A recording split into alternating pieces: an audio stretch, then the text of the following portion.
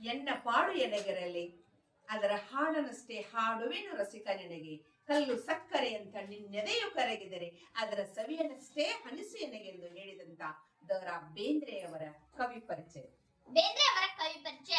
ಜನ್ಮ ಜನವರಿ 31, 1896, ಧಾರವಾಡದ ಸಾಧನಕೇರಿ. ಕಾವ್ಯನಾಮ ಅಂಬಿಕಾತನಯ ದತ್ತ.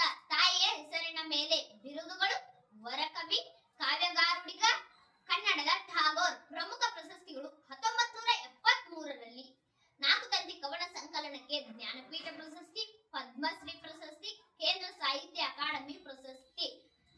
ಸಾಹಿತ್ಯ ಶೈಲಿ: ಜನಪದ ಶೈಲಿ, ಆಧ್ಯಾತ್ಮಿಕತೆ, ವೈವಿಧ್ಯಮಯ ಛಂದಸ್ಸು ಮತ್ತು ನಾದ ಮಾಧುರ್ಯ ಅವರ ಕಾವ್ಯದ ವಿಶೇಷತೆ. ಪ್ರಮುಖ ಕೃತಿಗಳು: ಗರಿ, ನಾಲ್ಕು ತಂತಿ, ಪಾತ್ರಗಿತ್ತಿ ಪಕ್ಕ, ಅರಳು ಮರಳು. ವೃತ್ತಿ: ಶಿಕ್ಷಕರಾಗಿ, ಅಧ್ಯಾಪಕರಾಗಿ ಸೇವೆ ಸಲ್ಲಿಸಿದ್ದಾರೆ. ನಿಧನ ಅಕ್ಟೋಬರ್ 26, 1981 ದೀಪಾವಳಿಯಂದು. ಧನ್ಯವಾದಗಳು.